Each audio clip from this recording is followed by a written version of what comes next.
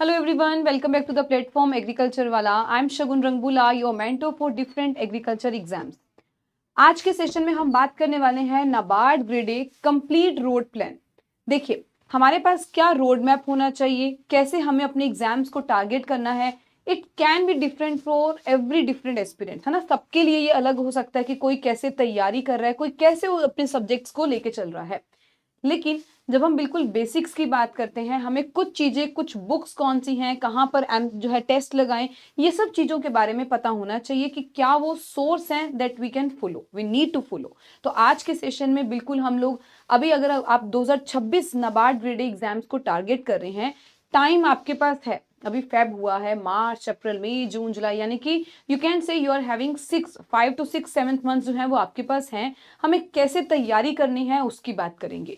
तो यहाँ पे सबसे पहले हमारे सामने आता है सही तैयारी, सही स्ट्रेटेजी, सही रोड मैप क्या होना चाहिए उसकी बात करते हैं। So before heading to the our main topic, हमारे पास आता है कि नाबार्ड के 3 मेजर फेजेस होते हैं। तो फर्स्ट वन, जहां पर आपका जो है आपके 8 सब्जेक्ट्स रहेंगे, there will be 8 subjects. Second हमारे पास आता है फेज 2 का, जहां पर आपके पास 3 descriptive as well as objective exam रहेगा, and the last stage will be interview based. तो आपका जो पूरा एग्जाम है वो किस तरीके से रहेगा, ये चीज तो हमने समझ ली। उसके बाद हमारे पास आते हैं यहाँ पर, ये एग्जाम कंडक्ट कौन करता है, बिल्कुल नाबार्ड ऑफिस ही जो है, NABARD national bank for agriculture and rural development. और ये आपकी ग्रेड ए की जॉब है। अगर बेहतरीन जॉब है तो बेहतरीन तैयारी जो है वो डिमांड करेगी आपसे कि बढ़िया तैयारी करिए। तो इसी को समझते हुए स्टेजेस अभी मैंने आपको बताया, फेज 1 जो आपका प्री हम कह देते हैं, then phase 2 and the last will be interview phase. आगे बात करें, थोड़ा हमने इसके एग्जाम्स के बारे में तो देख लिया। अब नेक्स्ट हमारे पास आते हैं ओवरऑल, अगर हम प्रिपरेशन स्ट्रेटेजी की बात करते हैं, और अगर हम सही तरीके से एग्जाम को भी पहले इवेल्युएट करें कि क्या वो हमसे डिमांड करता है, तो यहाँ हमें पता लगता है कि पहले सबसे, और ये पर्टिकुलर नाबार्ड नहीं, अगर हम किसी भी चीज की बात करते हैं, आप किसी भी फील्ड में जाना चाहते हैं, सबसे पहले हमारे लिए जरूरी होता है कि हमारे जो बेसिक्स हैं वो उसकी प्रिपरेशन बढ़िया होनी चाहिए। तो सिमिलर केस में अगर हम एग्जाम की तैयारी कर रहे हैं और वो भी अगर ग्रेड ए जॉब की, तो बिल्कुल सबसे पहले हमारे जो बेसिक्स हैं they should be very strong. Second आता है ईएसआई एंड एआरडी। ये वो ऐसे टॉपिक्स हैं, क्यों इस पे अलग से फोकस किया गया है, बिकॉज ये वो टॉपिक्स हैं जहां पर हमारे पास ईएसआई यानी कि इकोनॉमिक एंड सोशल इश्यूज। अब नाबार्ड की एलिजिबिलिटी की अगर आप बात करोगे, so any graduate can apply, any graduate, यानी कि यहाँ पर हो सकता है आपको बेसिक बीएससी वाला भी कोई बच्चा मिल सकता है, बीएड बीटेक वाला भी कोई एस्पिरेंट होगा, या यूपीएससी वाला भी इसमें प्रिपेयर कर रहा होगा। हो सकता है किसी का कौन सा पार्ट, जैसे कि जो यूपीएससी वाले होते हैं अक्सर उनका ESI, economic and social issues part strong होता है, बट उनका एआरडी पार्ट स्ट्रॉन्ग नहीं है। जो एस्पिरेंट्स एग्रीकल्चर पढ़ के आए हैं, बीएससी मास्टर्स की हुई है, so they are having good hold on agriculture part पे। तो यहाँ पे हमारा जो है ओवरऑल बेसिक्स के साथ साथ हमारे फर्स्ट प्रायोरिटी होनी चाहिए कि हमें ESI and ARD, agriculture and rural development का भी अच्छे तरीके से पढ़ना है, उस पर भी ध्यान देना है, क्योंकि ये वो पार्ट्स हैं जहां पर आपके पास फेज 1 में भी मेरिट बनेगी, और फेज 2 में अगर हम बात करते हैं तो आपके 40 क्वेश्चंस यहां से आएंगे, एंड देन आपके जो है डिस्क्रिप्टिव क्वेश्चन भी यहीं से रहेंगे। तो जब इसको हम अच्छे तरीके से कवर करेंगे तो आपके लिए एग्जाम थोड़ा स्मूथ हो सकता है, हो जाएगा इवन। थर्ड आपके पास आता है डेली करंट अफेयर, बिल्कुल पढ़नी है, अच्छे न्यूज़पेपर को रेगुलर फॉलो करना है, because it will also help you in improving your English, उसमें भी हेल्प करेगा। इंग्लिश आपका पार्ट भी है, उसमें भी हेल्प करेगा। करंट अफेयर जो होंगे वो भी आपका इंप्रूव होगा वहां पर। तो करंट अफेयर तो डेली, और मैं कहूँ वीकली बेसिस पर, या 2 दिन 3 दिन बाद हमें कवर जो है अपनी करनी पड़ेगी। तो करंट अफेयर के लिए बिल्कुल आपको सोर्स मैंने बताए हैं शॉर्ट्स के माध्यम से, उसको जरूर देखिए, तो ये भी आपका एक इंपॉर्टेंट पार्ट बनता है। और लास्ट बात करें तो वो हमारे पास बिल्कुल आता है जब सिलेबस कंप्लीट हो जाता है, सो देयर इज मस्ट, जो हमें करना ही है वो है मॉक टेस्ट देने हैं, प्लस रिवीजन जो है वो हमें करनी है। आगे बढ़ते हैं, नेक्स्ट हमारे सामने आता है कि एग्जाम के पैटर्न की बात करें तो पहला आपका ऑब्जेक्टिव टाइप पूरा एग्जामिनेशन रहेगा, जिसमें मैंने पहले भी बोला, तो आपके पास 8 मेजर सब्जेक्ट्स होंगे, यानी कि 8 सब्जेक्ट्स होंगे। कौन कौन से, QRE यानी कि क्वांट्स, रीजनिंग, इंग्लिश रहेगा, क्वांट्स, रीजनिंग एंड इंग्लिश। फिर आपके पास आएगा कंप्यूटर नॉलेज। फिफ्थ आपका सब्जेक्ट होगा डिसीजन मेकिंग, यहाँ मेंशन नहीं है लेकिन वो आपका है डिसीजन मेकिंग। नेक्स्ट जो आपके बाकी 3 पार्ट्स हैं जिसमें journal awareness, ESI and ARD यानी कि economic and social issues and agriculture and rural development, और जो आपके फेज 1 की मेरिट बनने वाली है वो बिल्कुल इसी पार्ट से बनेगी। ये जो पार्ट है ये आपको मेरिट देगा, आपके मार्क्स जो है वो बढ़ाएगा, तो हमें इस पे फोकस करना है। आगे बढ़ते हैं, फेज 1 हमने देख लिया, so next will be your phase 1 में देखा जाए हमें क्या कुछ फोकस करना है, क्योंकि जब हम रोड मैप की बात करते हैं यानी कि बिल्कुल जीरो से स्टार्ट कर रहे हैं, तो रोड मैप ही जब हमें क्लियर होगा कि फेज 1 के लिए क्या क्या वो प्रायोरिटी सेक्टर हैं, प्रायोरिटी चीजें हैं जो हमें कवर करनी है। So first daily ESI plus ARD की हमें स्टडीज जो है वो करनी है। I will also even suggest you some of the books also जिसको आप फॉलो कर सकते हैं। तो हमें इस पे फोकस करना है क्योंकि ये आपका मेरिट बनाएगा। नेक्स्ट आता है प्रैक्टिस MCQ डेली, जैसे कि आपको यहाँ पर DPP डेली प्रैक्टिस टेस्ट यानी कि मिलते हैं आपको बिल्कुल वीकली जो है वो दिए जाते हैं टेस्ट जो पड़ा है, प्लस आपको यहाँ पर वीकली मॉक टेस्ट जो है वो लगाने ही लगाने हैं, और जो आपके बाकी हैं उसमें आपको चेक करना है कि आपकी एक्यूरेसी और कितनी स्पीड में। क्योंकि जब हम फेज 1 की बात करते हैं ना, तो सबसे इंपॉर्टेंट बात हमारे पास यही आती है कि आप कितने एक्यूरेटली, क्योंकि आपके पास 8 सब्जेक्ट हैं, 8 सब्जेक्ट का अलग अलग सिलेबस, तो आप उसको कैसे मैनेज कर रहे हैं, आपकी एक्यूरेसी क्या आ रही है और कितना टाइमली उसको अटेम्प्ट कर रहे हैं, यही सबसे बड़ा फैक्टर है। तो यहाँ हमें इसी चीज का ध्यान देना है कि आपकी एक्यूरेसी प्लस जो स्पीड है वो सही होनी चाहिए, और जब आप मैक्सिमम टेस्ट दोगे तो बिल्कुल वो आपकी इंप्रूव होगी।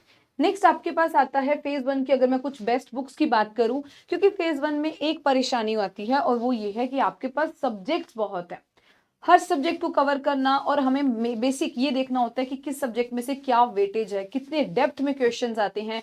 इन सब पर मैंने बहुत सारी जो है वीडियोस बनाई हैं जिसको आप ध्यान से देखिए कि आपके हर सब्जेक्ट में कितनी डेप्थ में क्या कट ऑफ जाती है, ताकि थोड़ा अनुमान हमें होना चाहिए कि हमें हर सब्जेक्ट में कितना फोकस करना है।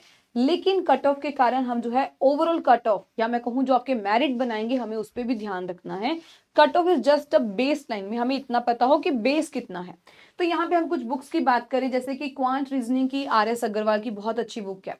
एग्रीकल्चर की बात की जाए तो आपके पास अरुण कात्यान होगी, जिसमें आपको थोड़ा डेप्थ में भी पढ़ने को मिलेगा, प्लस जो इंपॉर्टेंट पॉइंट्स होंगे वो भी आपके कवर हो जाएंगे। इसके अलावा हमारे पास आती है इंग्लिश की SP बख्शी, जहां पर आप प्रैक्टिस कर सकते हैं, अपने बेसिक्स को इंप्रूव कर सकते हैं। ESI की, अब देखिए ESI यानी कि इकोनॉमिक एंड सोशल इश्यूज ऐसा पार्ट है जिसमें से बहुत ज्यादा स्टैटिक पोर्शन नहीं आता, लेकिन अगर आपको लगता है कि हाँ भाई थोड़ा हमें स्टैटिक भी कवर करना है तो बिल्कुल, अदरवाइज ESI के लिए आपके पास रमेश सिंह की बुक बहुत अच्छी है। अदरवाइज जो है इसमें हम देखते हैं तो डायनेमिक यानी कि करंट बेस्ड क्वेश्चंस बहुत सारे आते हैं। कोई सरकार की स्कीम आई है, ये कहाँ से कवर करने, मैंने पूरी एक शॉर्ट में आपको बताया है करंट अफेयर कैसे कवर करनी है। तो यहाँ पे ESI के जो आपके मैक्सिमम क्वेश्चन है वो करंट बेस्ड बनते हैं, कोई स्कीम आई, कितना उसमें चेंजेस हुए हैं, इन सब पर बात की जाती है। और आखिरी आपके पास आता है करंट अफेयर्स, बिल्कुल वो आपको मंथली बेसिस पर बनाना है, PDFs को रेगुलर पढ़ना है, ट्राई कीजिए वीकली उसको कवर करिए, अदरवाइज मंथली में तो आपके पास पूरा बंडल हो जाएगा, तो आप उसको ध्यान से देखिए क्या क्या main current affair of this particular month रही हैं। आगे चलते हैं फेज 2 में। अब phase 2 after clearing your phase 1 आपके पास आएगा कि हाँ आप अब फेज 2 में बैठ सकते हैं। सो फेज 2 में आपके पास 3 पेपर होंगे, कौन कौन से, इस पे भी मैंने पूरा आपको एक्सप्लेन किया है। फेज 2 की अगर बात करते हैं तो सबसे पहला आता है इंग्लिश का पेपर होगा, that will be completely descriptive, पूरा आपको लिखना होगा, कंप्यूटर बेस्ड आपका टेस्ट होगा जो आपको करना होगा। और बाकी जो आपके 2 सब्जेक्ट्स हैं वो है ESI और अलग है ARD। यहाँ पे आपके पास इसके आंसर राइटिंग भी होंगे, प्लस आपको इन दोनों टॉपिक्स के ESI एंड ARD के लिए आपके पास ऑब्जेक्टिव क्वेश्चंस भी रहने वाले हैं। तो यहाँ पर ये आपका कंप्यूटर बेस्ड टेस्ट है जिसमें आपको बिल्कुल वैसे ही अपनी स्टार्टिंग से मेहनत करनी है कि आपको डिस्क्रिप्टिव पेपर दिया जाएगा, 400 वर्ड 600 वर्ड्स आपको लिखने रहेंगे ऑन कंप्यूटर पे। आगे बात करें अब इसकी कैसे तैयारी करें, तो नेक्स्ट हमारे पास आता है preparation strategy for phase 2। Phase 2 वो पार्ट है, और एक्चुअली मुझे बच्चे ये बताते भी हैं कि मैम फेज 1 थोड़ा सा हो जाता है, लेकिन फेज 2 जो है इट्स अ गेम चेंजर, या कहें कि यहाँ पर हम मेन जो है वो स्टक करते हैं। तो बिल्कुल मैं हमेशा आपको यही बात बताती हूँ कि फेज 2 की जो तैयारी है वो हमें पहले करनी होती है फेज 1 से। नो डाउट फेज 1 में आपके पास टॉपिक्स बहुत सारे हैं, लेकिन फेज 2 जो है वो आपका मेन गेम चेंजर है, क्योंकि यहाँ पर आपके पास जो है डिस्क्रिप्टिव पेपर आता है और हमें कुछ इतने एग्जाम्स देने के बाद केवल टिक मार्क की आदत रह जाती है। इसीलिए फेज 2 पे हमें मेजर फोकस करना है। यहाँ पे आपको पहली बात तो जब तक कॉन्सेप्ट आपने क्या लिखना है, मैं आपके कोई मल्टीपल क्वेश्चन पूछ रही हूँ, डिस्क्रिप्टिव आपको 15 मार्क्स का लिखना है, जब तक आपको बेसिक ही नहीं समझ आएगा तो आप उसमें कुछ भी लिख नहीं पाओगे। तो यहाँ पर सबसे पहला आता है अपने कॉन्सेप्ट। आंसर राइटिंग की प्रैक्टिस फ्रॉम डे 1 आपको स्टार्ट कर देनी है। पहले अपने कुछ बेसिक जो है उसको बना के चलिए, इंप्रूव करिए, उसको पढ़िए, एंड जब आपको लगे कि हाँ मेरा 50% सिलेबस हो गया या मैं कहूँ 30 to 40%, देन आप अपने आंसर राइटिंग पर आ जाइए। प्लस इसमें हमें डाटा एंड स्कीम्स, ये मैं हर बार ही बोलती हूँ कि हमें डाटा, स्कीम्स, कोट हो गए, जितना आप लोग ये चीज मेंशन करोगे आपको अपने आंसर में एक्स्ट्रा मार्क्स मिलेंगे, एज मिलेगा यहाँ पे है। और आपको वीकली बेसिस पर बिल्कुल अपनी objective and well as descriptive की इवैल्यूएशन करनी है। ये हमारे पास आता है फेज 2 की प्रिपरेशन स्ट्रेटेजी क्या रहनी चाहिए। आगे बात करें, अब जब हम रोड मैप ही देख रहे हैं तो फेज 2 के बारे में हमने देखा। अब आपके पास आते हैं इंपॉर्टेंट सोर्सेज क्या है for economic and social issues. सबसे इंपॉर्टेंट, अभी मैंने आपको एक बुक भी सजेस्ट की है।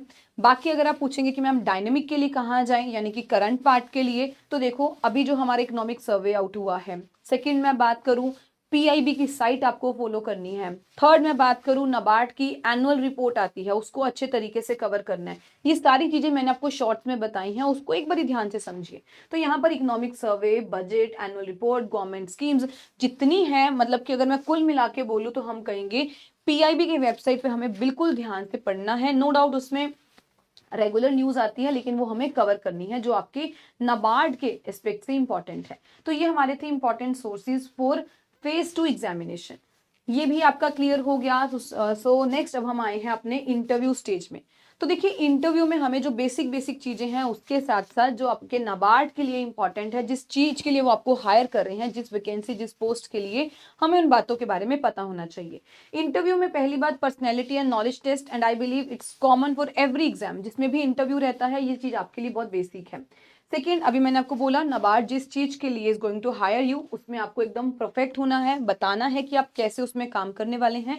So focus on NABARD rule. Graduation का आपका जो सब्जेक्ट था उसे अच्छे तरीके से पता होना चाहिए, हमने क्या पढ़ा था, पोस्ट ग्रेजुएट में अगर किया है क्या था, उसके क्या रिजल्ट्स आए, आपको अपने कोर फील्ड के बारे में पता होना चाहिए। एंड लास्ट करंट अफेयर, बिल्कुल। और मेरे पास ऐसे भी एस्पिरेंट्स हैं जिन्होंने अपने अपनी फाइनल इंटरव्यू से बताए हैं कि क्या क्या क्वेश्चंस वो पूछे गए हैं।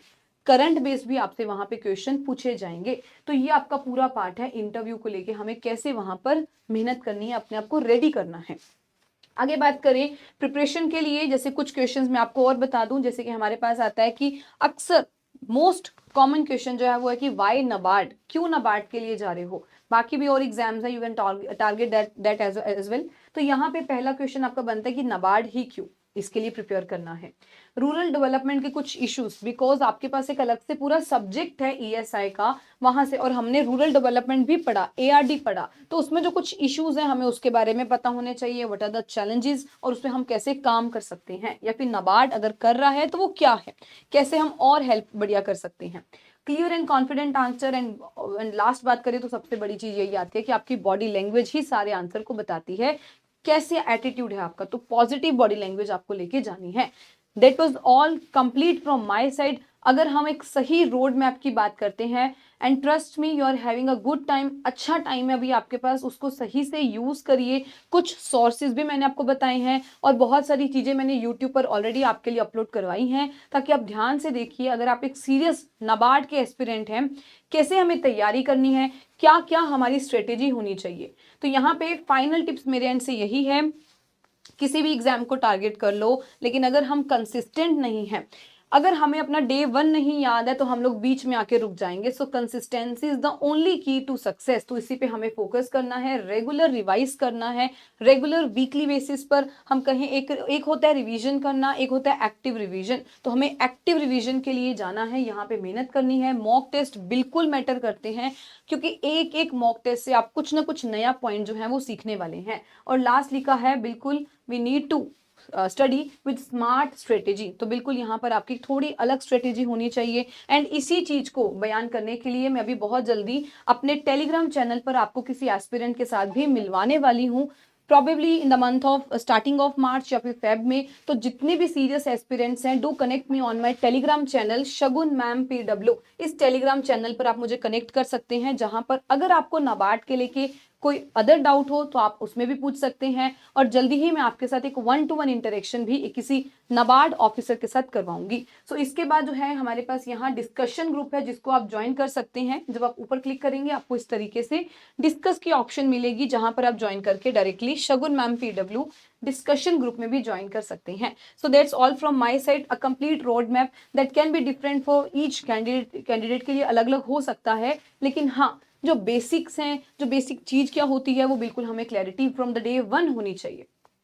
तो आई बिलीव ये सेशन आपके लिए काफी अच्छा रहा। मिलते हैं किसी और नाबार्ड ग्रेड ए इस ऑफिसर इस जर्नी में आपके किसी और सेशन में। Thank you so much everyone, take care, bye bye.